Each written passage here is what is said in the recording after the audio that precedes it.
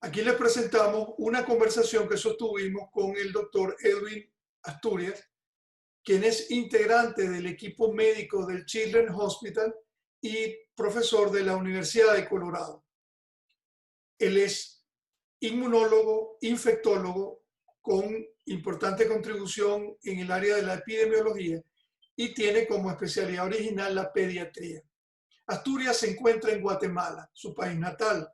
Desde allí conversamos con él, porque este 1 de junio está asumiendo la presidencia de la comisión en Guatemala que va a luchar contra el COVID-19. Él fue designado por el presidente Yamatei, que también es médico y que tiene conocimiento de la importante trayectoria del doctor Asturias. Aquí le dejamos esa conversación. Vamos a comenzar entonces con lo que se refiere a la afectación que el COVID está teniendo sobre los niños. Se habla de la tormenta de inflamaciones. Explíquenos en qué consiste este fenómeno y qué tan grave es. Bueno, primero que todo, tenemos que recordar que los niños en esta epidemia de COVID están siendo menos afectados que los adultos. Solo aproximadamente el 10% de los casos, o sea, 1 de cada 10 casos de COVID-19 se presenta en los niños. Y pareciera que las manifestaciones en los niños son más leves, o sea, no sufren de enfermedad tan seria como los adultos, pero hay excepciones a esto.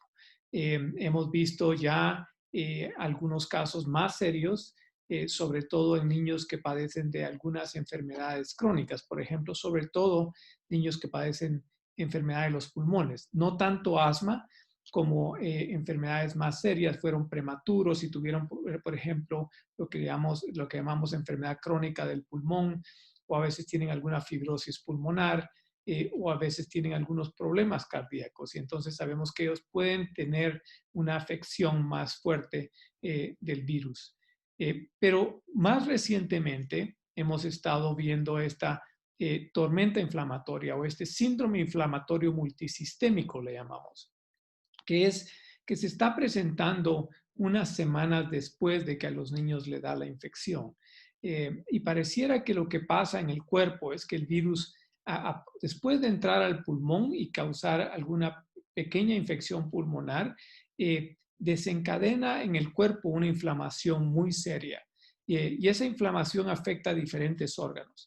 Lo que estamos viendo en niños es que se presenta con algunas manifestaciones como por ejemplo fiebre por algunos días, que regularmente se acompaña a veces de enrojecimiento de los ojos, enrojecimiento de la boca y la lengua, como que fuera una lengua y boca en fresa, le decimos, o en frambuesa, y a veces puede tener erupciones en la piel, inflamación de las manos y los pies y mucho a veces dolor abdominal, o sea, dolor de estómago con diarrea.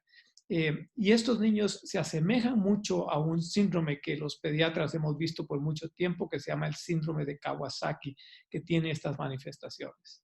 Doctor, ahora, usted como inmunólogo, infectólogo, ¿qué es lo que más le ha sorprendido de esta epidemia del COVID en general? Bueno, hay varias cosas que nos han sorprendido. Uno es este virus, la capacidad de este virus de ser tan contagioso. Es muy contagioso de persona a persona, mucho más que el virus de influenza. Sabemos que la otra cosa que es muy interesante es que casi la mitad de las personas pueden no tener ningún síntoma del virus y estarlo transmitiendo a otras personas. Y eso es muy interesante, ¿no? A pesar de que le tenemos mucho temor a las manifestaciones más severas del virus. Y la otra cosa es que hemos estado aprendiendo que este virus tiene una capacidad para inflamar el cuerpo muy diferente a otros virus que hemos visto antes, ¿no? Y eso es algo único que hemos visto comparado a otras infecciones por virus respiratorios. Doctor, ahora estamos en una etapa en la que, bueno, no hay todavía una vacuna desarrollada y vamos a tener que seguir viviendo con el virus. ¿Cuál es su principal recomendación para vivir con el COVID? Por ahora, lo más importante es que tenemos que cambiar nuestro comportamiento. Tenemos que saber que si no hemos sido infectados, todavía tenemos que seguir protegiendo a nuestra familia y a nuestros seres queridos y a nuestra comunidad. ¿Y cómo vamos a hacer eso? A través de mantener esas reglas de distanciamiento social, esa distancia física de 6 pies o de 1,5 metros, digamos, o 2 metros que tenemos que mantener entre persona y persona cuando salimos a lugares como supermercados o salimos a actividades de recreación.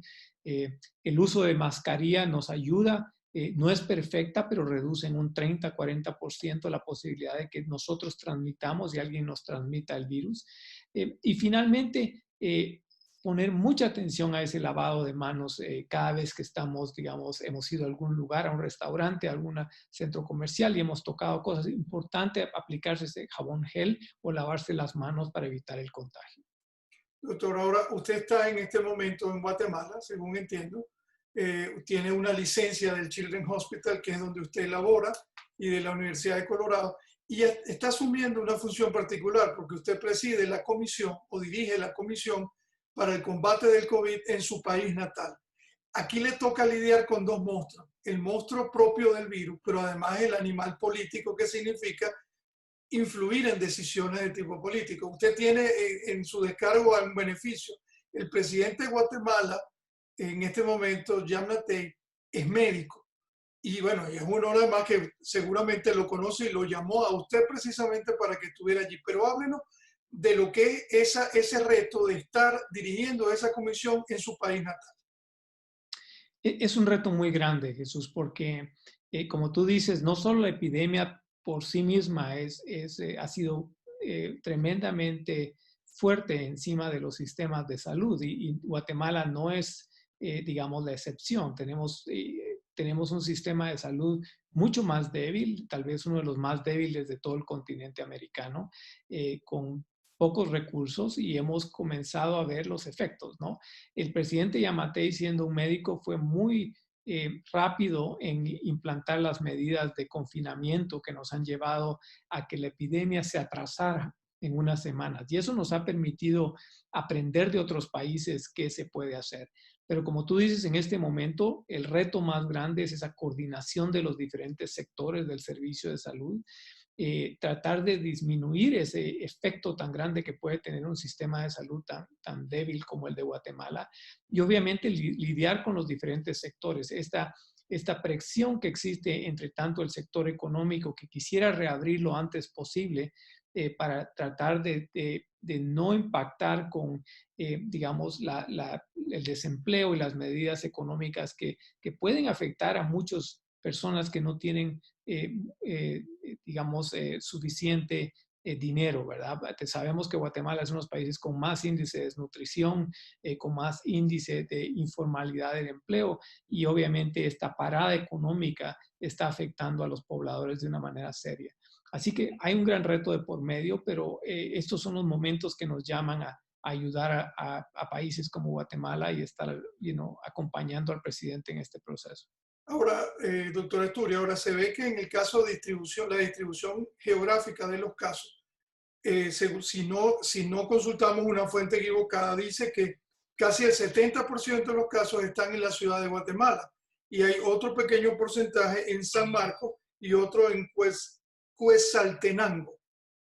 Correcto. Digamos que en esa zona, supongo que son zonas urbanas, pero ¿cuál sería, digamos, lo que usted quisiera evitar en cuanto a la propagación del COVID en Guatemala? Lo que quisiéramos hacer es tratar de controlar esa curva. Si recordamos, en los Estados Unidos mucho se habló del aplanamiento de esa curva y es lo que tenemos que tratar de intentar en este momento. Estamos en la escalada de esa curva y como tú dices, obviamente las regiones urbanas más grandes, que son la ciudad de Guatemala y sus alrededores y la ciudad de Quetzaltenango, están teniendo la mayoría de casos. Es interesante que San Marcos, que es un departamento bastante rural, pero que tiene mucha población, está teniendo también una escalada de casos importantes. Es muy clave ahorita el aumento de la capacidad de pruebas, lo mismo que vimos en los Estados Unidos pasando, solo que con menos recursos, y esa investigación y rastreo de casos que es tan importante. Y obviamente, como digo, el tratar de hacer eso mientras uno no daña la economía de una manera muy seria, ¿no? Ahora, usted dice que está en este momento Guatemala en la cresta de la ola o todavía falta por llegar para luego comenzar a bajar. Vamos hacia esa cresta, Jesús. Todavía no sabemos qué tan alta va a ser, pero creemos que estamos en esa escalada, que todavía Todavía en no hemos. crecimiento exponencial. Exacto. Doctor Asturias, cuando uno oye su nombre, el apellido Asturias es muy sonoro porque es representativo de Guatemala. Usted tiene el apellido del escritor Miguel Ángel Asturias, escritor del Señor Presidente, una obra maestra de la literatura universal, y eso le permitió a Miguel Ángel Asturias tener premios internacionales. ¿A usted le gusta la literatura primero? Y si usted tiene alguna vinculación o tiene algún vínculo familiar con el escritor Miguel Ángel Asturias. Me encanta la literatura y obviamente he leído las obras de Miguel Ángel Asturias. Me encanta la literatura histórica sobre todo y eso es algo que aprecio. Interesantemente, Miguel Ángel Asturias era primo en segundo grado de mi abuelo, así que hay un parentesco muy lejano. No puedo decir que asumo en ninguna manera su habilidad y su talento para escribir, pero obviamente hay vinculación familiar lejana. Y ahora que usted está de regreso en su tierra, digamos, ¿qué fue lo primero que hizo o que va o que piensa hacer ya que está de regreso allá? ¿Alguna comida o alguna actividad que quiera realizar estando de regreso en Guatemala? Bueno, lamentablemente, aunque hubiera querido comer y salir para degustar parte de los platillos guatemaltecos, lamentablemente lo primero que tuve que hacer es ponerme en confinamiento por 3 días. Estoy saliendo de ese confinamiento en este momento y mañana inicio mis actividades entrando a ir a revisar los hospitales, ir a revisar la respuesta que estamos teniendo tanto en el Laboratorio Nacional de Salud como en otras latitudes y obviamente las reuniones con el presidente y con el ministro de Salud y otros actores importantes. Doctor Asturias, muchas gracias por esta oportunidad. La comunidad hispana de Colorado le va a agradecer eso y además lo acompaña en ese reto. Usted es uno nuestro que está allá, va seguramente a regresar mucho más con un equipaje bien cargado de aprendizaje para seguir dando apoyo a lo que es la comunidad. Muchísimas gracias y mucha suerte en su labor. A usted, Jesús, y por favor a nuestros ciudadanos latinos que están en toda el área de Colorado, cuídense mucho. Es importante, a pesar de que hemos logrado en Colorado controlar la epidemia, que sigan cuidándose en casa y que sigan manteniendo esas medidas. Recuérdense que somos una población fuerte y lista para seguir adelante. Muchas gracias, doctor. A usted.